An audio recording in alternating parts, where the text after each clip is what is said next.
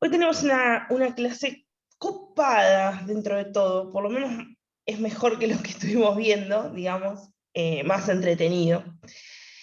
Lo primero que tenemos que me gustaría contarles es un poco sobre esta especie de mosca que se llama Drosophila melanogaster. Su nombre común es mosca del vinagre o mosca de la fruta.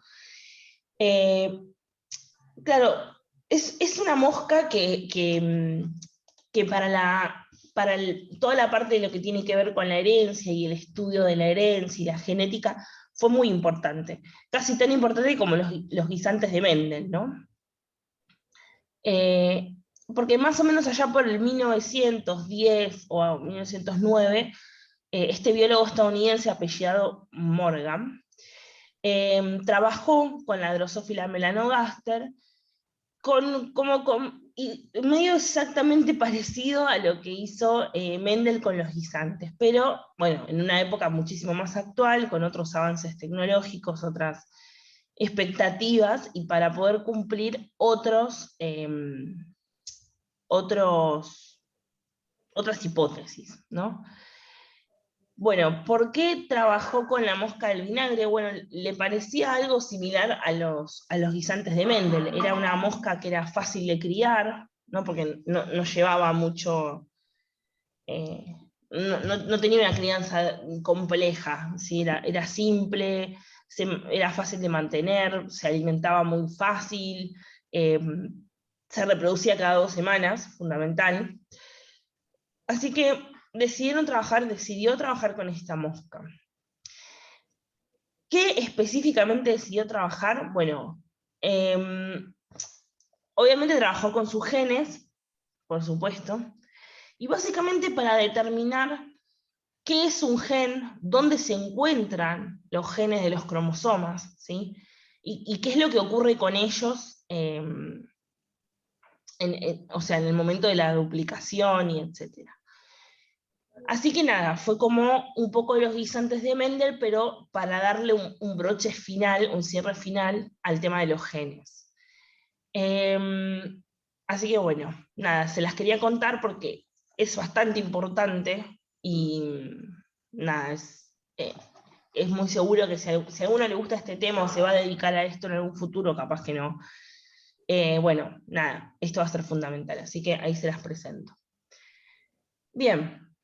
Me gustaría explayar un poquito más acá como dice el texto, pero por cuestiones de tiempo no podemos ver bien en detalle los trabajos que hizo Morgan, pero están bastante interesantes, así que si alguna le gusta, puede, puede estudiarlo, o sea, por su cuenta, o preguntarme y les ayuda a buscar información o lo que necesiten.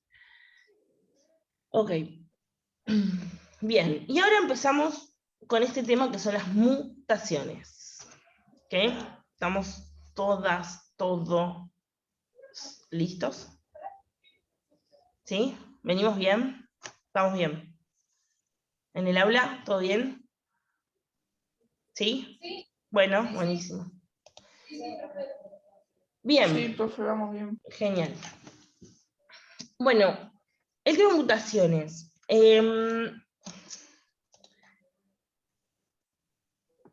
A ver.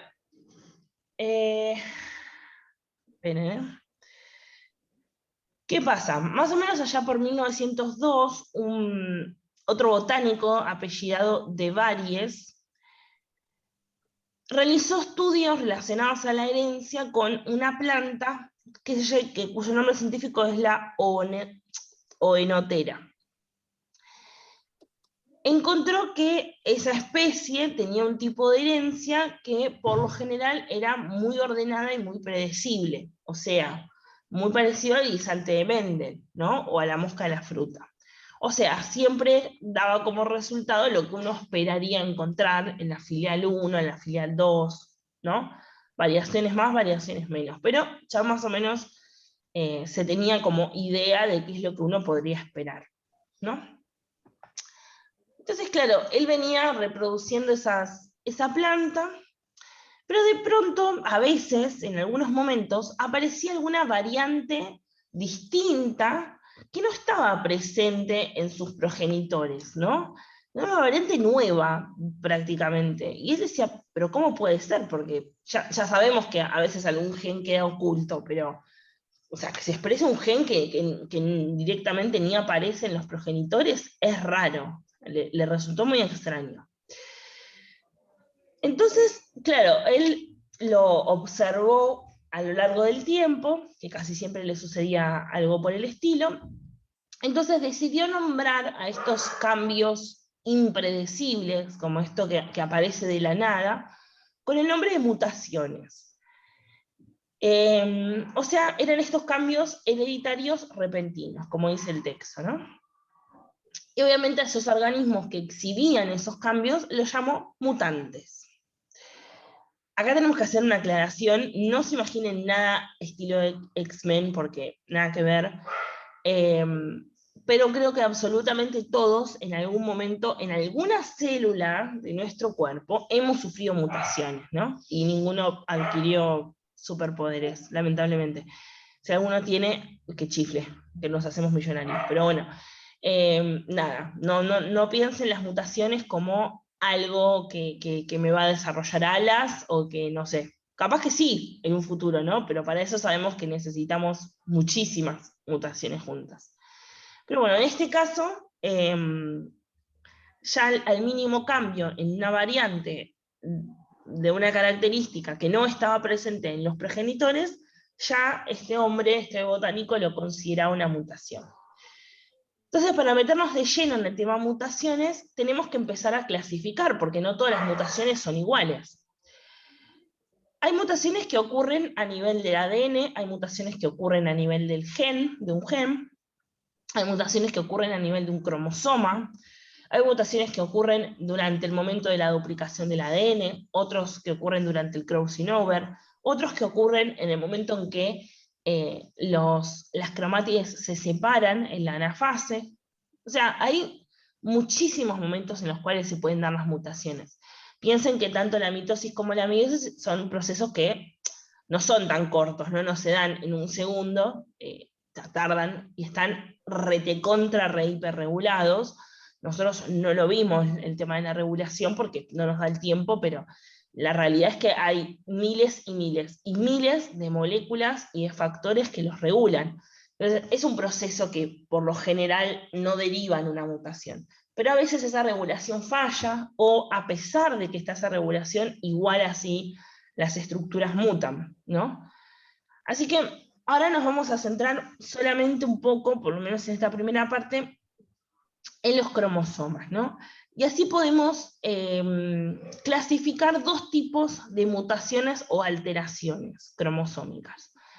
Una es cuando se altera su número, ¿no? O sea, se altera el número de la cantidad de cromosomas. En vez de las células somáticas tener 46, tienen, no sé, 44, 45, 48, 47, ¿sí? Se altera el número. Y otra, esas son las alteraciones cromosómicas numéricas. Y otras relacionadas a su estructura, ¿sí? Que son las alteraciones cromosómicas estructurales. Es decir, no me queda conformado un cromosoma como debería de quedar. Hay algo en su estructura que no se hizo como debería, no se copió como se debería, o no se separó como se debería, y ya con que un cromosoma me quede un poquitito más largo, un poquitito más corto, la cromátide no se separe correctamente, o el entrecruzamiento no se dé en el lugar que se tiene que dar, ya lo altera en su estructura, digamos, ¿no? Así que por ahora esos son los dos tipos de cambios que vamos a notar. Entonces, como dice el texto, estas alteraciones, que son mutaciones, pueden alterar la vialidad o la fertilidad de un organismo, pero también pueden mantenerse como parte de la variabilidad genética de una población y construir el cambio evolutivo, o sea, y el origen de las nuevas especies. Puede ser que estas alteraciones, cuando el ser vivo nuevo nazca, puede ser que ese ser vivo sea infértil, ¿no? O sea, que se haya alterado por algún motivo los cromosomas sexuales y no se hayan desarrollado las estructuras necesarias para la reproducción, o que directamente sí se han desarrollado, pero hay alguna hormona que falló o algo por el estilo. O puede ser directamente que ese ser vivo no sea viable, o sea, que directamente nazca muerto o que viva un par de días y muera, un par de semanas y muera, ¿sí? O incluso un par de años y muera. O sea, que tenga como una fecha de vencimiento, por así decirlo. Es horrible lo que estoy diciendo, pero es así como mucho más adelantada de lo que debería. O puede ser que en realidad, eso sí lo asociamos con algo malo, pero si lo asociamos con algo bueno, las mutaciones las tenemos que pensar como esos cambios que se dan a lo largo de la evolución, ¿no? Si yo quiero tener alas en mi cuerpo, bueno, tengo que tener estas pequeñas mutaciones, obviamente a lo largo de muchos años, que van a generar un cambio en el organismo, generándole alas o cortándole una pierna, ¿no? O sea, sacándole una pierna. Eso es muy variable, ¿no?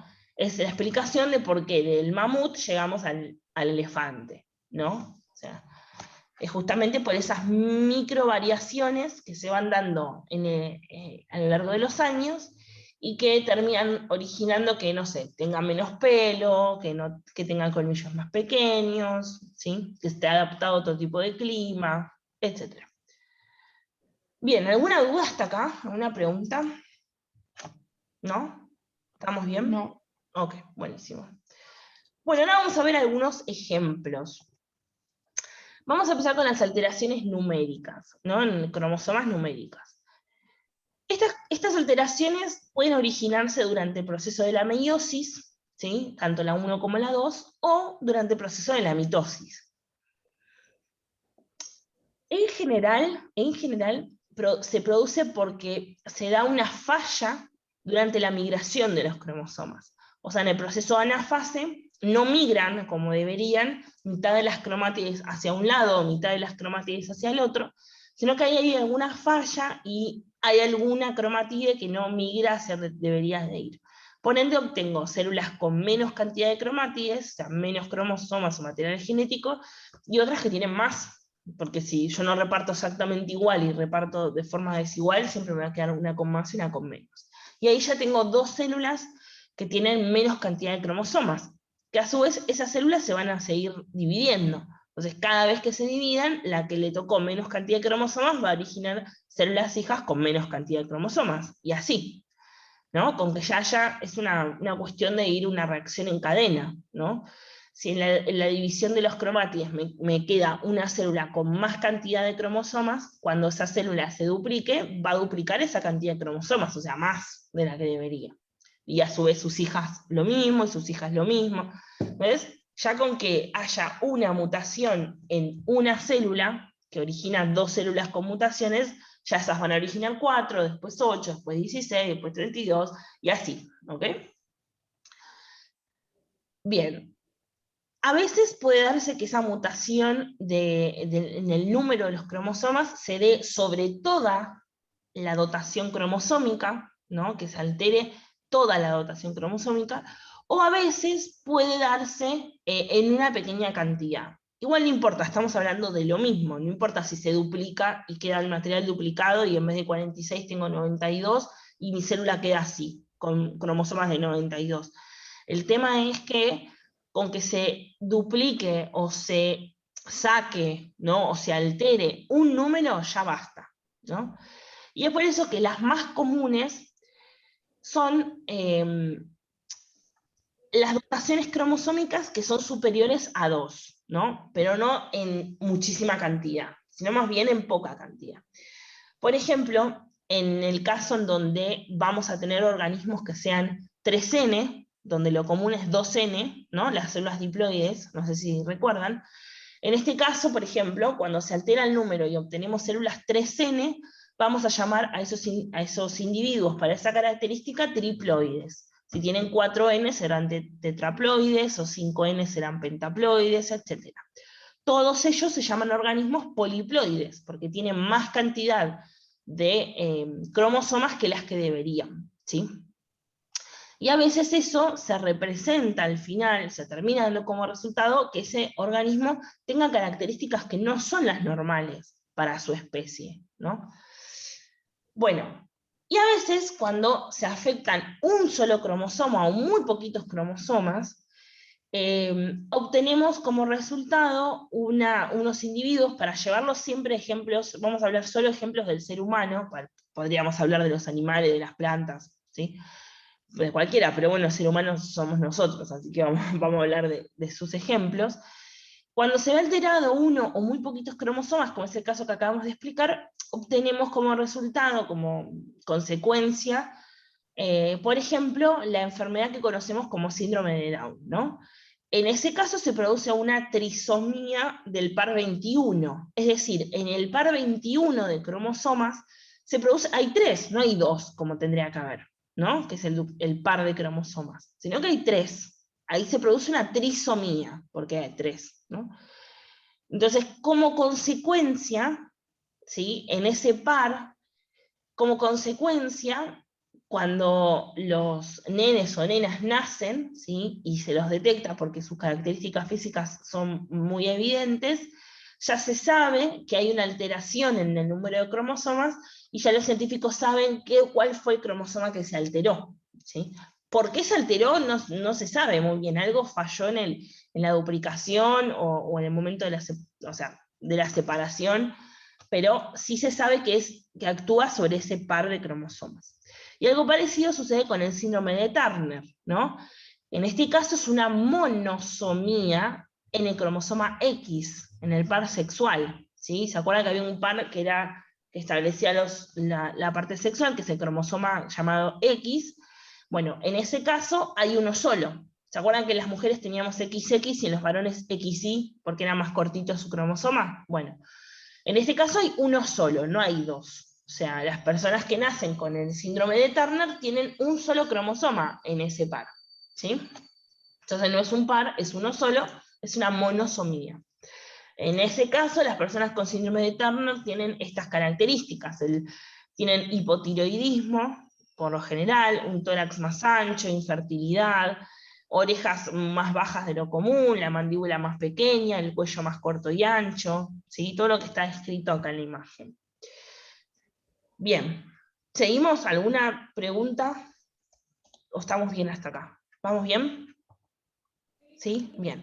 Hay muchísimos más ejemplos, muchos más ejemplos. Yo, bueno, elegí 2 por elegir, ¿no? Pero si buscan, así como los que vimos recién, miles, ¿ok? Miles, y que, bueno, algunos originan algún tipo de enfermedad, otros no, ¿no? Eso va a depender de a qué cromosoma le toque la mutación, ¿no? No son iguales todos. Algunos son más importantes que otros, digamos. Bien, a veces puede pasar que los cromosomas se rompan o se fracturen. Seguimos hablando de los que son en su número, ¿no? De los que están modificados en su número. Pero si yo hablo, por ejemplo, de que los cromosomas se rompen o se fracturan, significa que hay una partecita de ese cromosoma que por algún motivo se quebró y esa partecita se perdió, o puede ser que se haya fracturado en algún momento, como que se le hizo una grieta o algo similar, ¿no? Y bueno, continuó así, como agrietado, que tampoco es normal. Bueno, en este caso da alteraciones cromosómicas, pero en su estructura, ¿no? Significa que quizás el material genético se duplicó como debería, se separó como debería, pero el problema está que luego se rompió, se fracturó. Bueno, también sigue siendo una alteración estructural. O puede ser directamente que durante el periodo en el cual se dividía o se separaba, ahí ya se haya alterado también, no sé, se haya enganchado mal en el uso mitótico o algo parecido y se rompió, se fracturó. También puede pasar, ¿ok? No importa el momento en el cual pasa durante la mitosis o la meiosis, el tema es que pasa, ese es el problema. El problema, la situación, digamos. Bien, y obviamente también desencadena en una serie de mutaciones que algunas producen enfermedades. Por ejemplo, dentro de las miles de enfermedades que podemos mencionar, vamos a tener las que se llaman enfermedades monogénicas, o sea, en donde las mutaciones se dan en genes que son únicos, ¿no? Que codifican una sola característica y nada más, y que en realidad no pueden detectarse durante el embarazo, ¿no? A veces cuando las mujeres están embarazadas, lo ideal sería que vayan a hacerse controles regulares, lo cual posibilita que podamos como saber si, si se da algún tipo de alteración o si hay algún problema específico. Bueno, en este caso, estos genes no se pueden detectar durante estos controles, y bueno, nada, es lo que se llama enfermedades monogénicas. A veces no se pueden detectar, o a veces se sabe qué gen es, pero no se puede hacer nada al respecto, ¿no? Bueno, dentro de estos casos tenemos la neurofibromastosis, que es bastante conocida, aparecen muchos casos, sobre todo por la tele, de nenes que tienen esta enfermedad, ¿sí? Que produce estas verrugas, entre otras cosas, en el cuerpo. El albinismo, ¿sí? Que creo que todos alguna vez escucharon nombrar esa palabra. Y otra enfermedad conocida como anemia falciforme, que también es muy común en la Argentina, no sé por qué, pero en realidad es muy común en el mundo, pero en Argentina hay miles y miles de casos, en donde los glóbulos rojos, que tienen esta formita normal de moneda, digamos, pierden esa forma, ¿no? Se modifican, quedan formadas como una célula falciforme, que tiene esa forma como de gota, más aplanada y más alargada. Entonces, la hemoglobina, que es el grupo que lleva consigo la molécula de oxígeno para ser transportada en la sangre, no se puede unir como debe, porque la forma del glóbulo rojo varía, entonces la hemoglobina no puede unirse correctamente. Ponen de estas personas que sufren esta enfermedad, tienen niveles más bajos de oxígeno, ¿no? Porque hay muchas células que no la están transportando. Bien, hay otras enfermedades estructurales como esta que vimos, monogénica, pero que se llaman monogénicas recesivas, ¿no? O sea, estas eran monogénicas en generales, podían ser recesivas o no, pero hay unas que se dan solamente en los genes que son recesivos, solamente en esos genes. Por eso se llaman enfermedades monogénicas recesivas, ¿no? Entonces, entre ellas tenemos la fenilcetonuria, que es muy conocida también. Estos son nombres que suenan de verlos en las noticias en la tele, ¿no? Muchas noticias tienen este tipo de enfermedades. Sobre todo de que le sucedan a nenes chiquitos, y los medicamentos y los tratamientos son muy difíciles de costear, y la gente lamentablemente tiene que salir a pedir ayuda de todos nosotros, ¿no? Pero bueno, acá tenemos estos dos ejemplos, la fenilcetonuria y la enfermedad de Tay-Sachs. En la fenilcetonuria no afecta directamente a un cromosoma que me va a dar como consecuencia un individuo con características físicas distintas, ¿no? Sino que lo que falla acá es el gen que codifica la fenilalanina. La fenilalanina es una estructura, es una proteína que actúa directamente sobre una hormona, que es la hormona tirosina. Nosotros lo vamos a ver esto, pero más como ya ha entrado el fin de año, cuando veamos el sistema endocrino, vamos a estudiar la tirosina, y vamos a ver que las hormonas están reguladas por un montón de otras estructuras y otros productos, y entre ellos algunas proteínas. Entonces, cuando se ve alterada la fenilalanina, ¿sí? Que es esta proteína, se ve alterada la producción de la tirosina. Entonces, lo que va a ocurrir va a ser que esa tirosina no va a actuar como debería en el cuerpo, ¿no? Es una hormona que va a estar desfasada, o va a actuar en mucha cantidad o en menor cantidad. En este caso, en menor cantidad. Y eso va a producir como consecuencia esta enfermedad, la fenilcetonuria, ¿sí? En donde hay un trastorno mental, hay hiperactividad, ¿no? Hay un retraso madurativo, bueno, acá lo dice un poquito, hay microcefalias, o sea, hay como características que yo las puedo notar físicas, ¿no? Pero acá en este caso no está alterando el gen específico para que, no sé, si hay retraso mental, el cerebro no se forme como debería, sino que está actuando sobre una hormona que va a actuar sobre otros órganos, ¿no? Ese es el gen que se va alterado, el de la proteína que actúa sobre la hormona, que la hormona a su vez actúa sobre los otros órganos. Bueno, y acá la enfermedad de Tay-Sachs que presenta estas típicas características, se da más que nada en pequeños, y lamentablemente no tiene mucha expectativa de vida. Nada, bueno, son las características de esa enfermedad, lo que hablamos de la vialidad. Y después tenemos estas enfermedades monosómicas, pero dominantes, que actúan solamente en los genes dominantes. Entre ellas tenemos la enfermedad de Huntington, que todos aquellos y aquellas que han visto Doctor House, si es que lo vieron, bueno, nada, una de las doctoras de Doctor House tenía enfermedad de Huntington. Es una enfermedad en donde el cerebro va perdiendo su tejido, ¿sí? Se va perdiendo toda la materia gris, la materia blanca del cerebro. Esto es un corte de un cerebro normal, y este es un corte de un cerebro con la enfermedad de Huntington avanzada. Fíjense que se pierde material genético. Ven que acá las capitas son más gruesas que acá, de hecho acá les faltan, ¿sí? Entonces esto produce diferentes consecuencias negativas para el individuo, por ejemplo, nada, que se pierda la parte motriz, que los individuos no puedan moverse como deberían, o que se les empiecen a caer cosas, que se empiecen a olvidar cosas, ¿sí? Etcétera. Bien, y ya estamos terminando, esto es lo último, se los prometo. Hay otras enfermedades que también están asociadas a mutaciones que se dan, pero solamente en los cromosomas sexuales, ¿no? Como vimos antes, la enfermedad que se da en el cromosoma X, hay unas que son exclusivas también de estos tipos de cromosomas, y se llaman enfermedades ligadas al sexo, porque se dan en los cromosomas sexuales. Dentro de ellas tenemos la hemofilia o la distrofia muscular.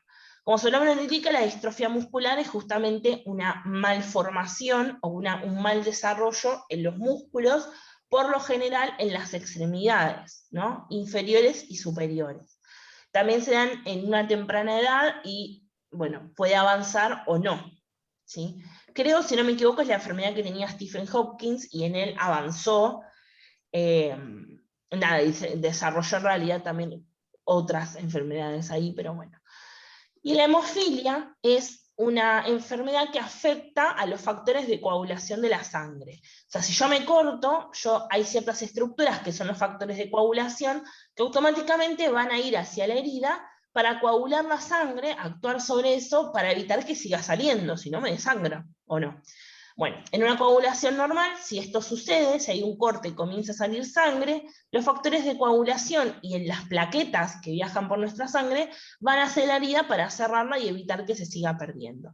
En la hemofilia, en las personas que padecen hemofilia, no existen estos factores de coagulación, no hay, o los hay en pequeñísimas cantidades, pero yo diría que directamente no hay.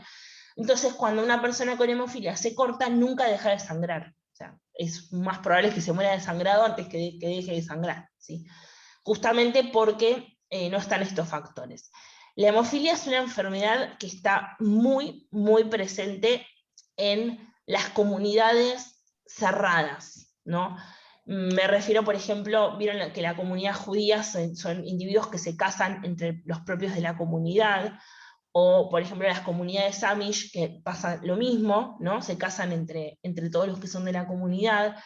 O antes pasaba en la realeza, en la época de los reyes, más hacia atrás, digamos, pasaba lo mismo, se casaban entre primos, entre hermanos, entre tíos, sobrina, ¿no? Para mantener esa sangre pura, entre comillas. Bueno, esto afectaba que con el correr de las generaciones se produjeran enfermedades como esta, ¿sí? Como la hemofilia, que es una enfermedad súper característica que se da entre esas comunidades, justamente porque no hay variaciones entre los genes, ¿no? Si yo me caso con mi hermano y qué sé yo, mi otro hermano se casa con mi prima, estamos siempre hablando dentro de los mismos genes. Llega un momento que los genes ya son todos más o menos parecidos. Entonces, al no haber variabilidad genética y no haber genes distintos, termina produciendo enfermedades dentro de la propia comunidad, ¿no? Así que bueno, nada, para aclararles eso. Y lo dejamos acá. Nos quedó un poquitito desarrollar, pero lo seguimos la clase que viene. Ahí está. ¿Alguna duda, alguna pregunta? ¿Algo que haya quedado ahí medio? ¿O fue bien? No. Fue bien. Ok. Como habrán visto, esta clase por ahí el tema fue más copado que toda la mitosis y la meiosis y Mendel y todo lo que vimos antes. Así que, bueno, no sé, capaz que les gustó más, o capaz que no, capaz que sigue siendo feo. Bueno, nada, si no hay ninguna duda, ninguna pregunta, quedan todos listos.